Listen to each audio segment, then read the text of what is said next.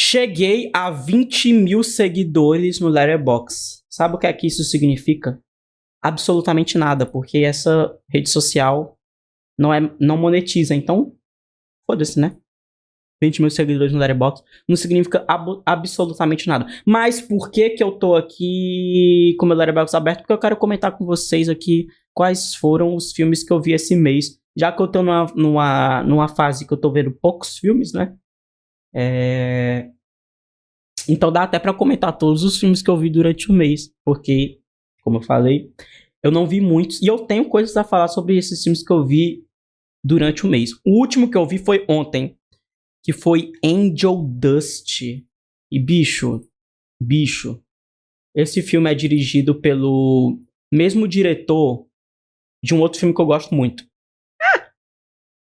Peraí que eu abri errado. Pronto, é o Gakuryu Ishii, Angel Dust, que ele também dirigiu esse filme aqui, August in the Water. Fica aí a recomendação também, muito bom filme. Mas eu não tô aqui pra falar desse, eu tô aqui pra falar de Angel Dust. Ficou preto minha tela. Angel Dust, que consegue ser ainda melhor do que August in the Water. Ele é basicamente um suspense policial, assim, com toques, pitadinhas de terror. É um filme japonês, então quando você vê isso, você pensa, é tipo Kiyoshi Kurosawa. Talvez numa questão um pouco psicológica, filosófica ali, mas a abordagem é outra. Não tem sobrenatural aqui, é uma outra abordagem, é um negócio mais suspense, mais pé no chão mesmo, por mais que ele tenha um certo toque de ficcional ali. Mas ele é um negócio mais austero, assim. E, bicho, esse filme é uma obra-prima. Porque eu não quero falar muito sobre ele, porque ele é um filme que, infelizmente, poucas pessoas no Brasil viram. E pra eu falar sobre ele, as coisas que eu quero falar sobre ele, eu teria que entrar em vários aspectos da trama, que seria spoiler, assim mesmo. E esse é um filme que, tipo assim, eu recomendo que você veja sem saber muito da trama. Mas, assim, esse tipo de filme, que é filme de serial killer, e mais especificamente serial killer feminicida, né? Serial killer que só mata mulheres, ele é bem comum, né? Até porque vários dos serial killers, né? Eles têm essa característica, né? De matar só mulheres. Então tem vários filmes sobre serial killers que acaba sendo isso, né? Só que esse filme aqui, diferente de um Zodíaco, se não me engano, o Zodíaco só matava mulheres, né? Que os protagonistas lá são homens. A principal investigadora desse filme é uma mulher. E isso bota muitas camadas.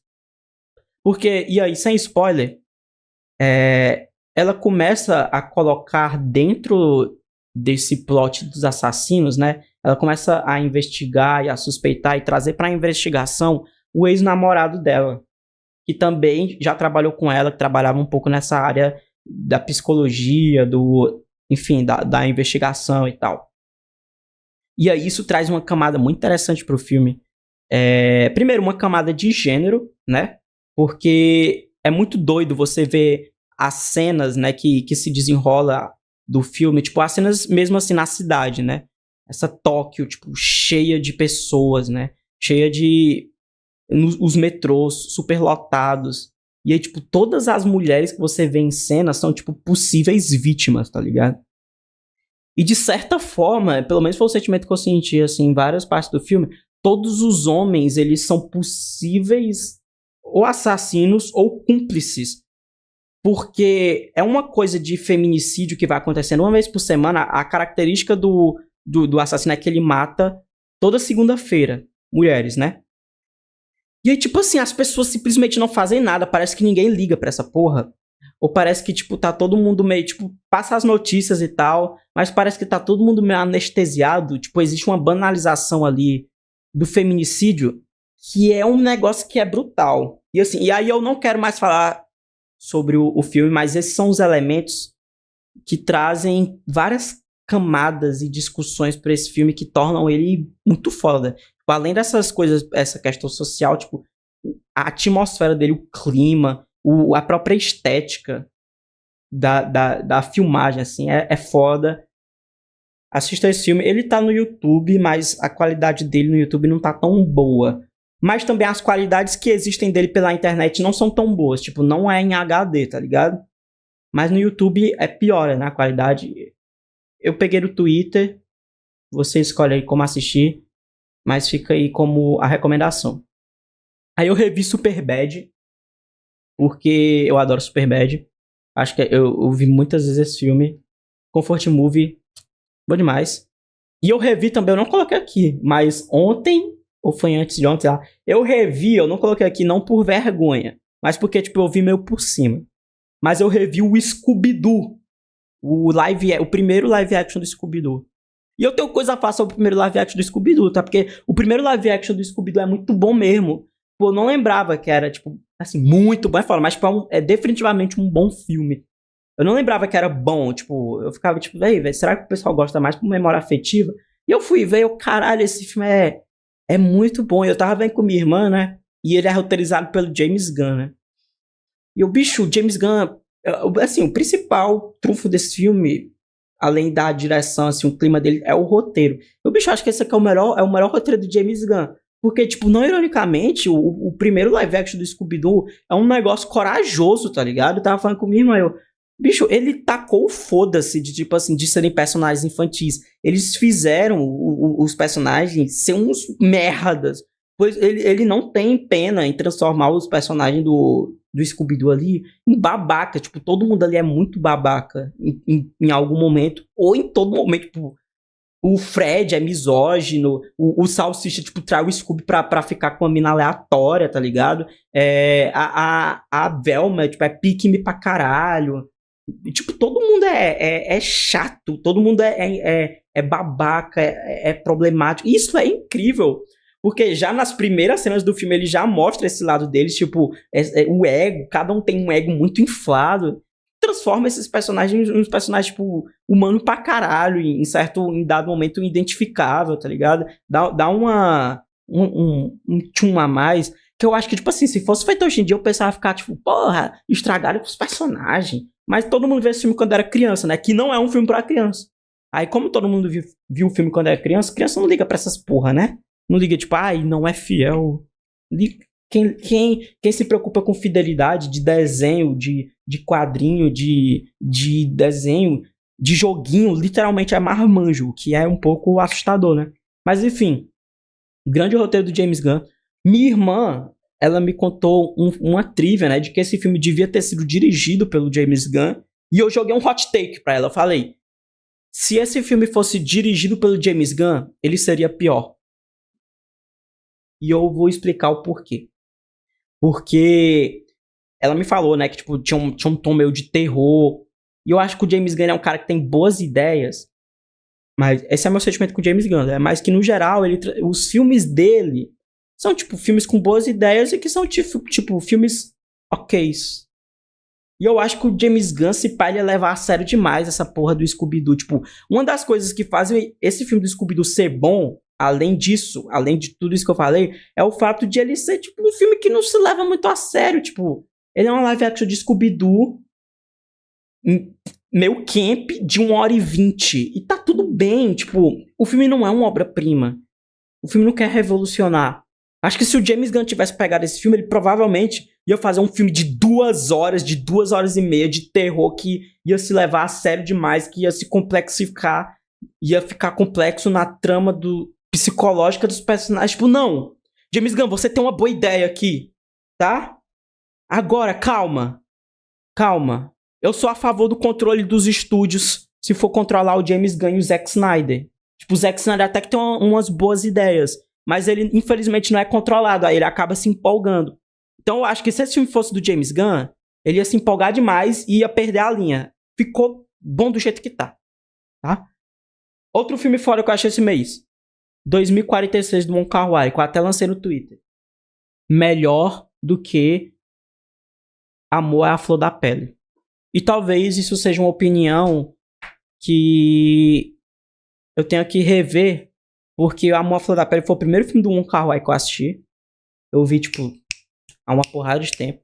E na época eu gostei, mas eu, tipo, achei meio chatinho. Vou falar a verdade. Mas eu não achei ruim. E aí, todos os outros filmes que eu vi do Wong Kar-wai achei melhores. Prefiro Fallen Angels. Prefiro Chang'e Express. prefiro Happy Together. Então talvez o problema fosse eu, não o filme. Eu só sei que eu vi o 2046. Eu não sabia que ele era literalmente uma continuação de Amor à Flor da Pele.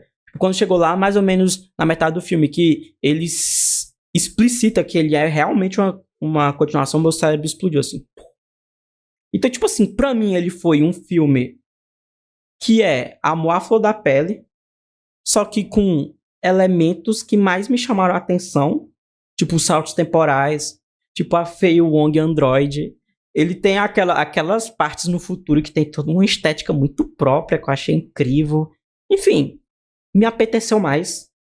Adorei. Virou meu favorito do Wong Kar-wai. Assim, é esse e Chang'e Express agora pra mim.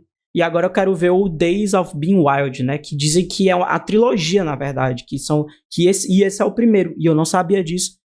E por que isso não é uma informação que é muito divulgada? Tipo assim, não é nem como se fosse uma trilogia autoral, como o pessoal faz. Tipo, faz uma ligação temática. Não, é literal uma continuação. Por mais que dê pra ver os dois filmes de forma separada. Então, tipo, não é uma continuação tão direta assim. Mas é uma continuação. Que eu gostei mais do que o Amor à Flor da Pele, diga-se de passagem. E aí eu vi Go-Go Tales, que é um filme do Abel Ferrara, que eu confesso que eu esperava mais, porque eu sou fãzaço do Abel Ferrara, adoro ele, adoro os filmes dele. E esse é um filme que o pessoal gosta muito, né? O Matheus Fiori gosta muito, o Felipe Leão gosta muito, o pessoal aí da cinefilia, os fãzinhos, o fã-clube Abel Ferrara gosta muito dele. E não me pegou muito, ele é um filme interessante, eu gosto quando o Abel Ferrara ele trata desses temas, tipo, de uma noite, né, num clube, como ele trabalha em vários outros filmes, num espaço pequeno, e as coisas, os conflitos vão acontecendo. Tipo, ele ainda tem esse caráter bem interessante. Ele tem um caráter de ir pulando para vários núcleos, assim, e não fazer uma grande trama que se desenrola de forma linear. É um filme interessante. Mas eu acho que ele trabalhou melhor isso em outros filmes.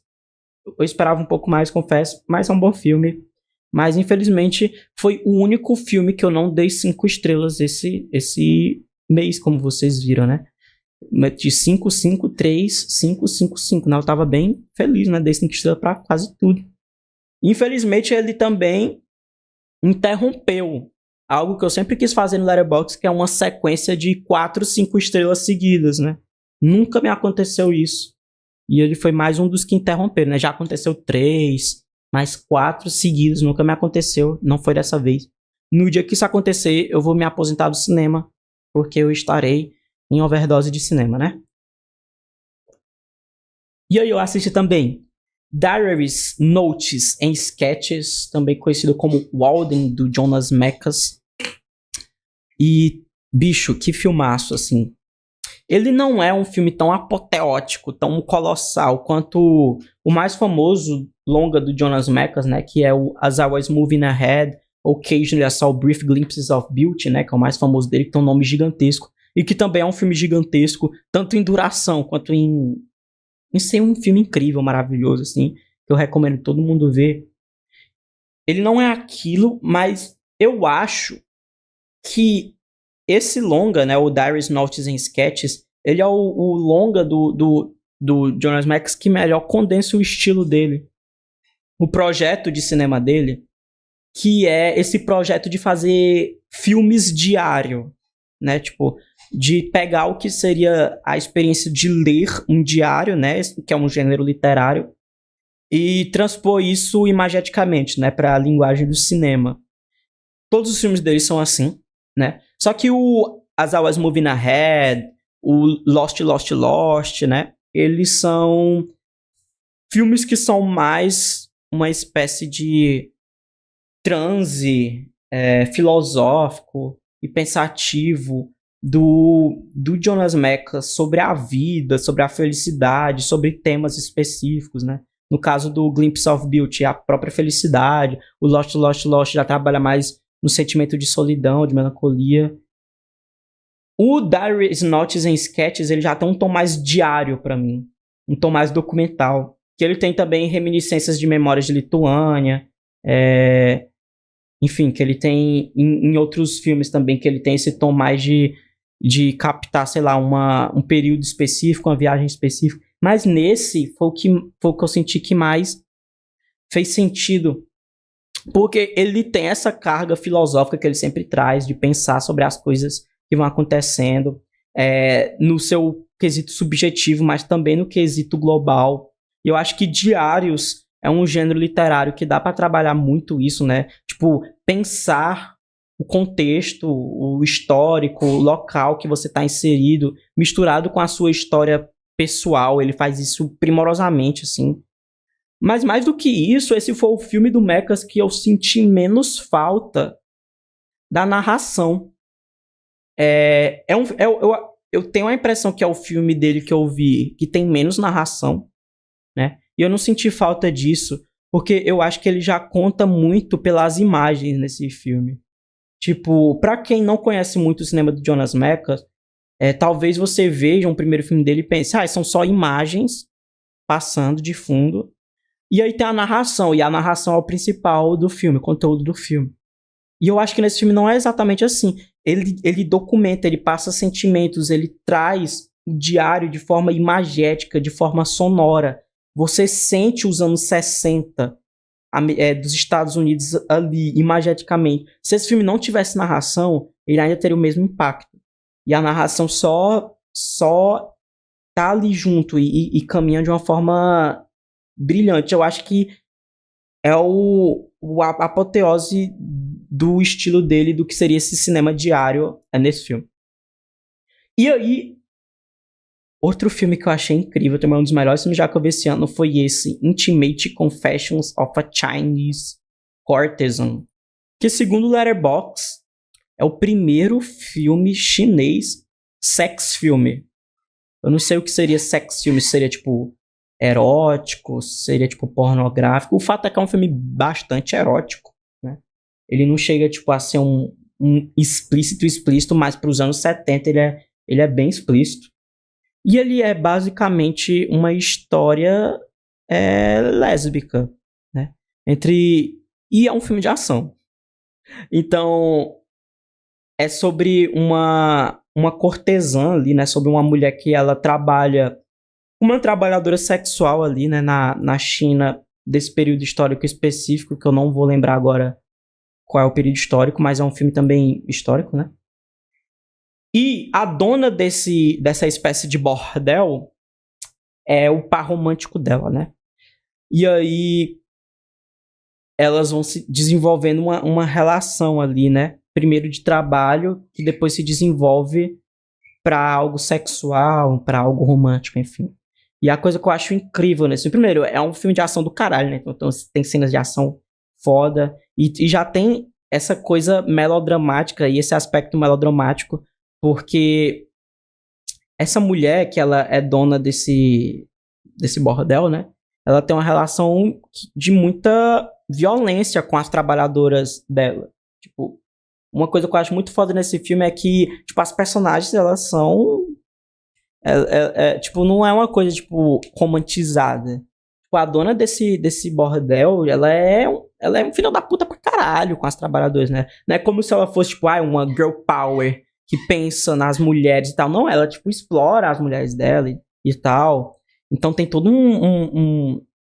uma área cinza na moral dessas duas personagens que deixa tudo mais rico e deixa tudo mais ambíguo na relação entre elas. Porra do caralho. Fica aí também a recomendação. Esses foram os filmes que eu vi esse mês.